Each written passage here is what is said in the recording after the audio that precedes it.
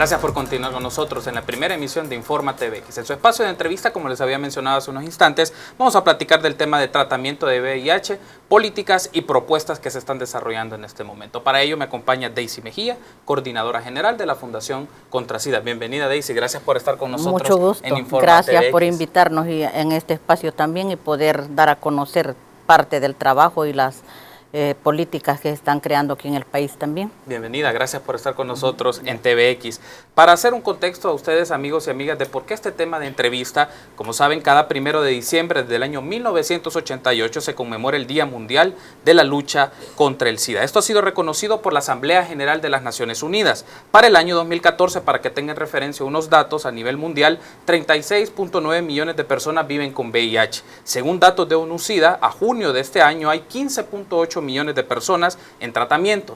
Ahora, si vamos al caso de El Salvador, según CONACIDA, desde el año 1984 hasta el año 2014, en 30 años, se tiene un registro acumulado de 31.980 casos de VIH y VIH avanzado. Entonces, para ampliar este tema, nos acompaña Daisy para profundizar sobre las actividades que el Estado, las organizaciones están desarrollando sobre el tema. Y me gustaría iniciar con esto, Daisy. Según el informe que presentó en julio de este año CONACIDA sobre la situación del VIH, mencionaba que de los 14 departamentos hay 7 en particular en donde los casos de VIH han venido en aumento en los últimos por lo menos 10 a 15 años. Sonsonate, San Salvador, La Paz, Santa Ana, Aguachapán, San Miguel y La Libertad.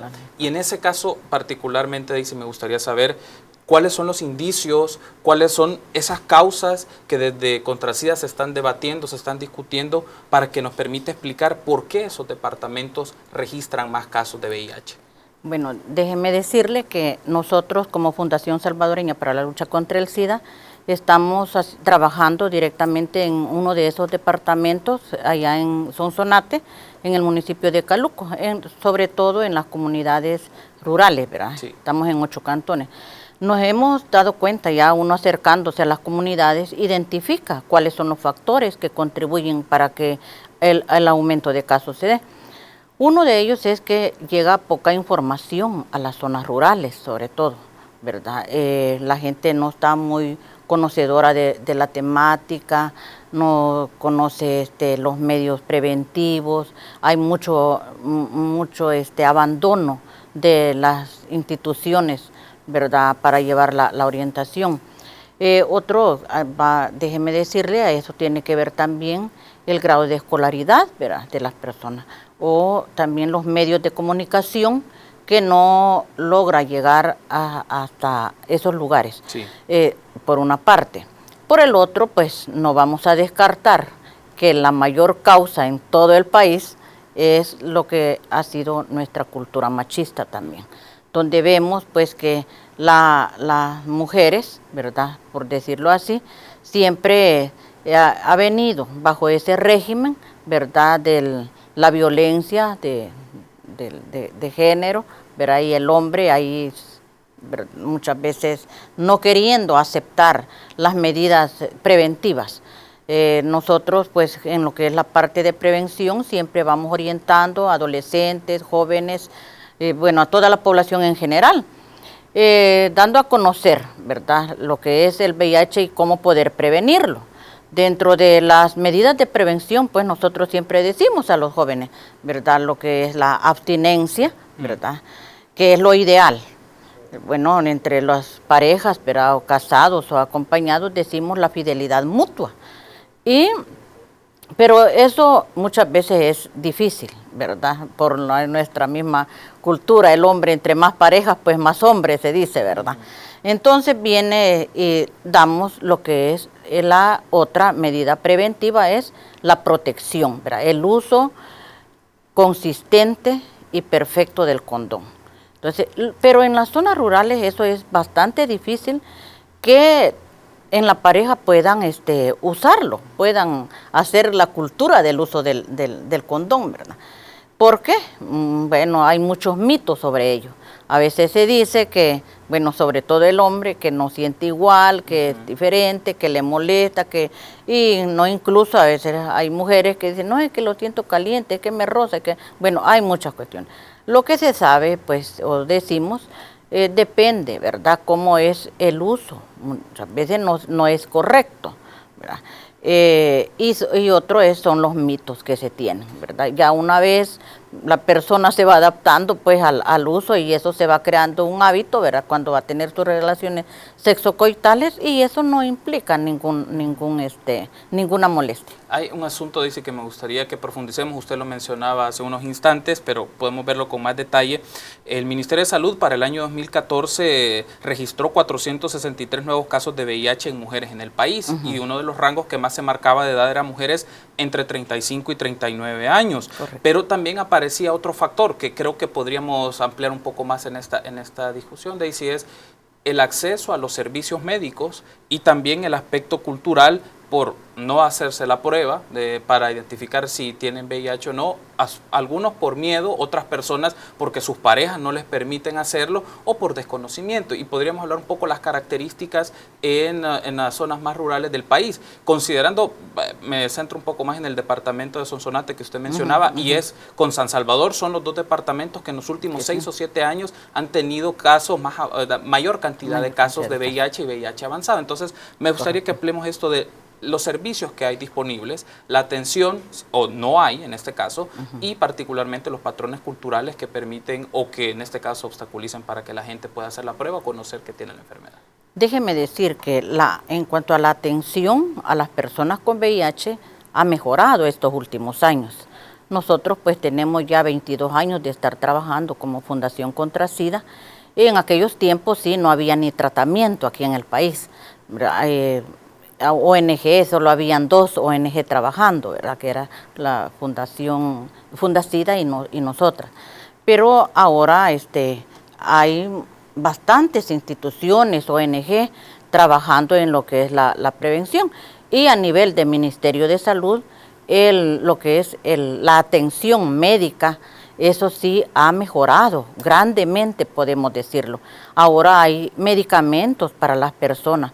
No obstante, que dificulta muchas veces para que los usuarios asistan o sean fidedignos a sus consultas en los centros hospitalarios.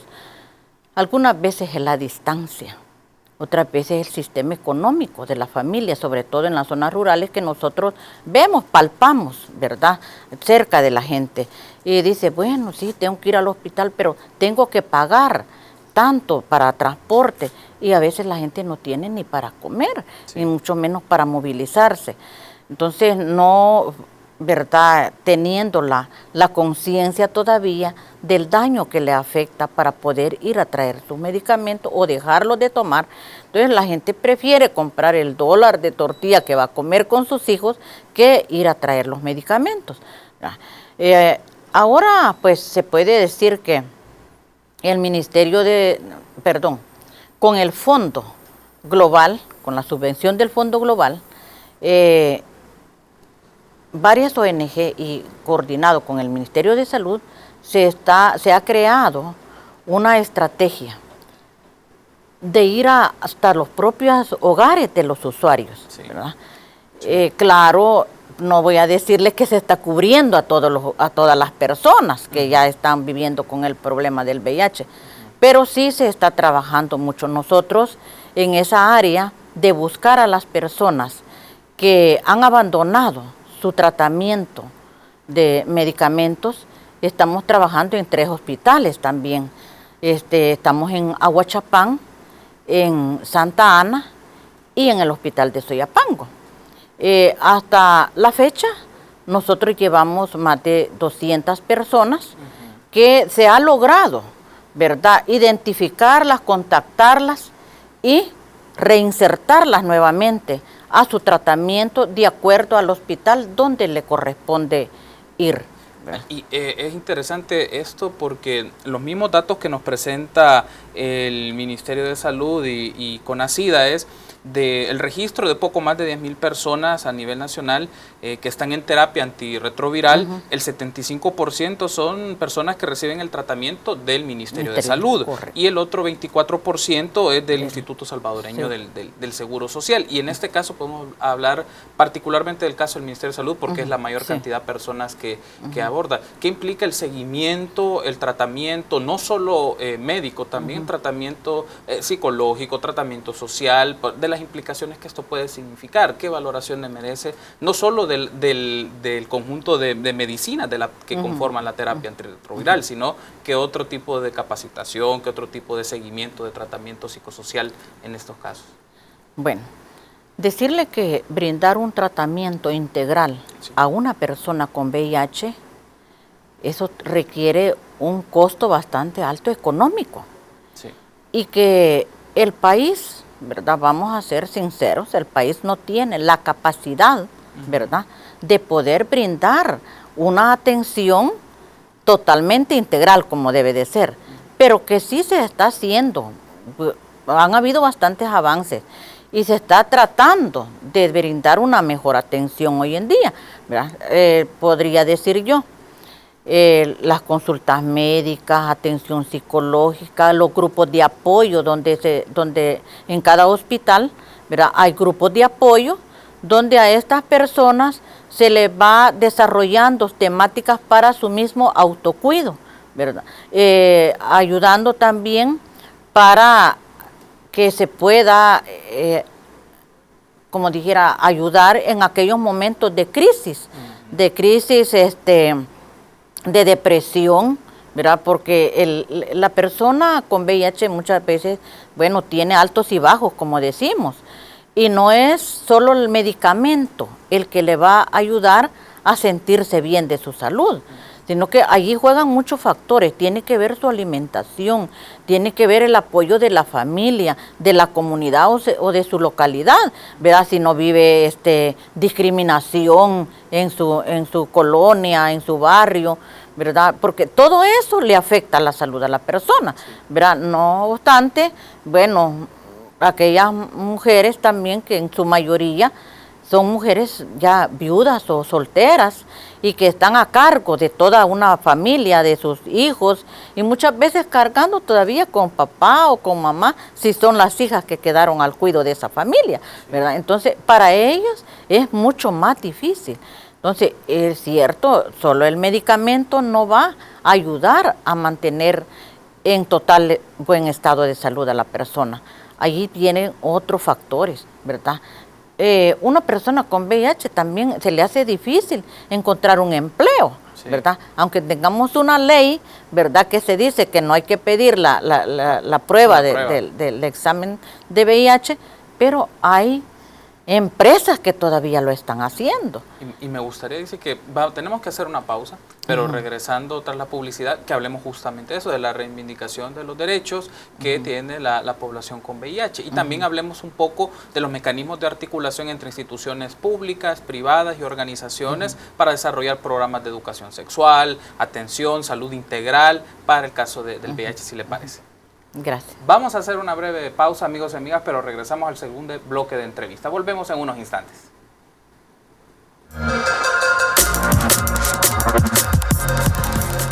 Gracias por continuar en su espacio de entrevista de Informa TVX, primera emisión. Estamos abordando con Daisy Mejía, coordinadora de la Fundación Contra SIDA, tratamiento de VIH y políticas y propuestas. Ese es el tema que estamos desarrollando en su espacio de entrevista este viernes, miércoles 9 de diciembre del año 2015. Bueno, me gustaría que retomemos, Daisy, el tema de la inversión, lo que implica también para las instituciones del Estado, pero también para instancias privadas en el tratamiento del VIH-Sida. Por ejemplo, para tener un dato de referencia, para el 2014 se menciona que el presupuesto para el tratamiento de VIH ronda los 63 millones de dólares.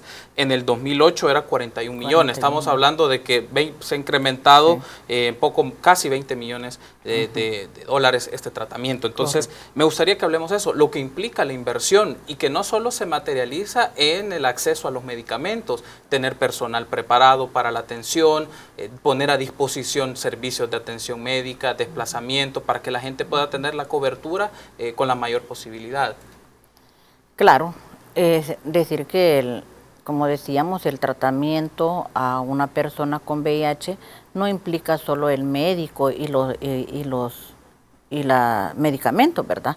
No, se necesita, bueno, se tiene, sí, ¿verdad? En los centros hospitalarios o en las clínicas, ¿verdad? Donde se está dando el tratamiento a las personas con VIH, un equipo multidisciplinario, ¿verdad? Allí se tiene, pues, la médica o médico, las psicólogas, la trabajadora social, bueno, porque en los casos donde se identifica que el usuario ya no llegó a traer su tratamiento, hay que buscarlo. Sí. Entonces, y en esa es la parte donde decíamos que estábamos colaborando muchas ONG con este proyecto nuevo de la subvención del Fondo Mundial también, ¿verdad? Ir a buscar, a rescatar a esa gente que ha abandonado su terapia. Eso es solo el Ministerio de Salud. Las ONG, somos varias ONG trabajando, muchas ONG ahora en día, trabajando en el acompañamiento y prevención de VIH. Entonces, ¿qué implica? Nosotros, le hablaría de Contra-Sida. ¿Qué hacemos nosotros como Contra-Sida? Nosotros pues trabajamos en la prevención, llevando a las comunidades y sobre todo los últimos años hemos estado trabajando fuertemente con la población, adolescencia y juventud, porque hemos descubierto que desde más temprano vamos a educar o a orientar al adolescente o al joven, pues desde ahí vamos a prevenir. Podemos lograr que se cambien cambios de comportamiento, sí, ¿verdad? A temprana edad. Si lo hacemos con las personas adultas, nos cuesta más, pues cada quien ya tiene sus esquemas, ¿verdad?, de vida y eso cuesta. Luego, eso es lo que es la prevención. Trabajando con la niñez, adolescencia y juventud. Aquí, bueno, decía yo en el municipio de Caluco, estamos trabajando en 8 cantones, ¿verdad? 8 centros escolares, con todos los jóvenes desde 6º grado hasta noveno y bachillerato, donde hay bachillerato. Aquí en Ciudad Delgado también hemos iniciado en el municipio de Ciudad Delgado a trabajar aquí en la prevención en la zona rural. También no solo vamos con lo que es el tratamiento o la consulta médica, tenemos nuestra médica, ¿verdad? En la clínica que tenemos, claro, hay tratamiento antirretroviral en los centros hospitalarios, en todo lo que es el Sistema Nacional de Salud, pero nosotros no damos terapia antirretroviral, pero la gente llega donde nosotros muchas veces por otras enfermedades oportunistas. Voy a decir un caso. Okay. Tenemos una usuaria que nos llegó ahora en la mañana y me dice, mire, yo ayer fui a querer pasar consulta porque ella se estaba sintiendo mal, pero no tenía su cita. Cuando ella va, le dicen, no, tiene que traer una referencia. Yo le decía, pero usted iba de emergencia. Es que tenía que traer una referencia, me dijeron, y no me atendieron. Tuvo que ir ahora a la clínica donde nosotros y nos cuenta, ¿verdad?, lo que había pasado. Creemos que no es mala voluntad de los empleados que están en los centros hospitalarios, sino muchas veces es el poco personal que se tiene también, ¿verdad? Y a veces eso llega a no brindar una atención con tanta calidez, ¿verdad?, como se merece el usuario. La gente que llega a las clínicas de las ONG muchas veces va porque se va más de una pastilla o de un medicamento que se recibe, sino que se le da más acompañamiento a ellas, a su familia, a sus hijos. Vamos de cerca porque nosotros tenemos un programa que se llama acompañamiento pastoral. Eso es hacer visitas domiciliarias, ir a sus casas, evidenciar qué más necesidades tienen, dónde más se les puede apoyar. A veces hay discriminación, cuando son recién diagnosticados, hay discriminación de sus familias todavía, sí, ¿verdad? Por desconocimiento. Bueno, se llega, se orienta a la familia, tratamos de hacernos amigas de ellas y luego pues ya van brindándole más apoyo a la persona, ¿verdad?, a su familiar. Y luego vamos con los niños también. Como decía, a veces son mujeres viudas, y han quedado con niños. Nosotros tratamos de apoyarles también. Tenemos un programa de suplementos nutricionales porque decimos, bueno, sí tienen los medicamentos, se lo dan en el hospital o en la unidad de salud, pero hay medicamentos que se le indica tomarlo después de la comida. Entonces, ¿y si no tiene que comer? ¿Verdad? Eso es un problema grande y que el Ministerio de Salud no lo puede abordar también porque sus presupuestos son cortos, pues son ajustados. Yo creo que todo el personal del Programa Nacional de VIH conoce la realidad de lo que viven los usuarios en las diferentes localidades, pero no tienen el presupuesto para poder dar una mejor atención. Y respecto a eso, me gustaría que podamos poner en perspectiva a nuestros amigos y amigas que nos están sintonizando en este momento, ¿cuál puede ser la estrategia para articular el trabajo que realizan diversas organizaciones desde el sector de la sociedad civil? Está el Ministerio de Salud en el espacio público, el Seguro Social pues con los afiliados, los derechohabientes de ese régimen, pero hay agencias internacionales que también patrocinan proyectos, apoyan, brindan asistencia. ¿Cómo articular, cómo trabajar de manera mucho más ajustada, ¿no? Y poder tocar no solo particularmente la situación de VIH, porque usted muy bien describe que estas personas tienen otras situaciones problemáticas en sus entornos de vida, de violencia, de discriminación, de falta de alimentación, si estamos hablando de otros problemas. Entonces, ¿cómo se puede articular ese trabajo para mejorar la calidad de vida y las condiciones de vida de la población con VIH? Consideramos, bueno, como Contrasida, ¿verdad? Sí. Nosotros consideramos que se están haciendo muchas, creo, gestiones, buscando muchas estrategias, ¿verdad? El ministerio no trabaja aislado, igual que las ONG tampoco, trabajamos en coordinación, ¿verdad? Hay proyectos en el Hay que trabajan en proyectos, conjunto. correcto. Okay. ¿Verdad? Cuando yo hablaba que estamos trabajando en los 3 hospitales nacionales también ayudando a rescatar gente que ha abandonado la terapia, eso es en coordinación con la subvención, por la subvención del Fondo Mundial, ¿verdad? Hay un subreceptor principal y eso es, como decirle, administrado, ¿verdad? Por un representante del país y el Ministerio de Salud, ¿verdad? Sí. Entonces, nosotros que vamos, las ONG, somos los que estamos con el receptor principal, que es el Plan Internacional, quien está administrando, ¿verdad? Entonces, en los diferentes programas, entre nosotros estamos dentro de uno de ellos, que es el programa de cuidado y tratamiento, que es lo que estamos haciendo ahora, trayendo a esa gente que ha abandonado la terapia. Entonces, ese es un trabajo coordinado. No lo hacemos sola, vamos a los centros hospitalarios. Allá tenemos que coordinar con los equipos multidisciplinarios, con la médica encargada o médico encargado del programa de dicho hospital.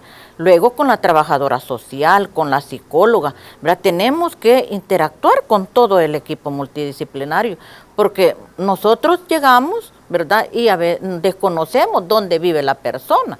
Entonces tenemos que ir, ¿verdad? A comunicarnos, a pedir información también ahí, acompañado con alguien del hospital. A veces hay un promotor también que acompaña, algunas veces a hacer las visitas domiciliarias también, o en algunos casos la trabajadora social.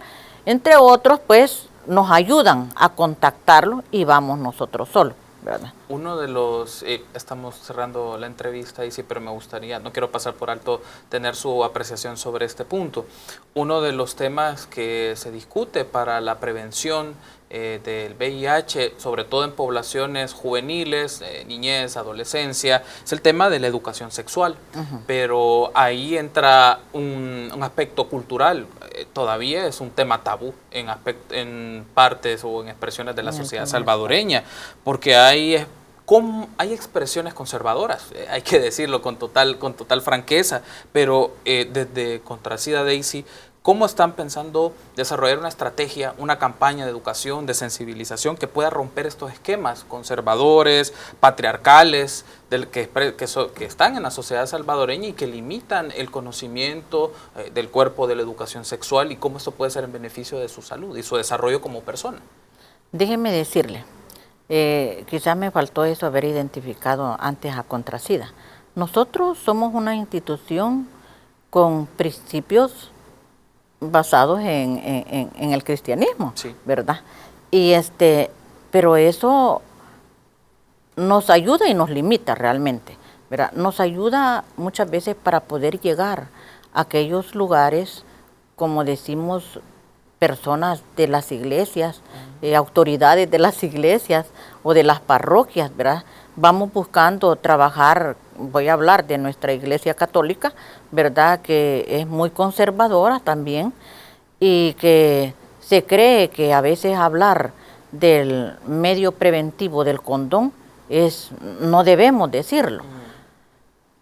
Es una realidad que tenemos en el país, el VIH. Sí. No podemos esconderlo. Entonces, no podemos decir que el uso del condón es un pecado. ¿Ah? Yo muchas veces cuando me he encontrado con gente así, con bastantes arraigados, ¿verdad?, a esas costumbres o creencias, entonces yo pregunto, si Jesucristo viniera en este momento y diríamos, mire, ¿qué es más pecado? ¿Ver morir a la gente de VIH? ¿O que yo le ofrezca un condón? ¿O decirle, mire, usted puede usar un condón para prevenir morir de VIH? ¿Cristo nos condenaría por eso? Si estoy tratando de salvar vidas. Entonces creo que eso es lo que nos falta a muchos y a muchas, que queremos hablar de Dios. Pero si vamos a hablar del tema de VIH, tenemos que hablar de la prevención, ¿verdad?, de los medios preventivos para poder salvar vidas. Y si Dios es un Dios de vida, pues entonces nosotros tenemos que ayudar a salvar vidas. Entonces yo creo que eso es, lo he dicho siempre, ¿verdad? Y hago un llamado a todas las personas, ¿verdad?, o autoridades también de las diferentes iglesias, ¿verdad?, que vayamos quitándonos, más que todo creo que es un prejuicio sobre el uso del condón, ¿verdad?, o los medios preventivos, porque no solo hablamos del uso del condón nosotros, ¿verdad?, hablamos de la confidencia, de la fidelidad mutua, sí, hablamos de la abstinencia. Pero dígame, hoy en día yo puedo hablarle a los jóvenes de la abstinencia y que se espere, ¿verdad?, hasta una edad apropiada para tener sus relaciones sexocoitales. Pero las realidades no me muestran eso, ¿verdad? Las estadísticas nos muestran que los jóvenes o los adolescentes, sí, a temprana edad, 12 años, sí, 10 años, sí, entonces, y si no les orientamos, van a morir más a temprana edad, ¿verdad?, por la infección del VIH.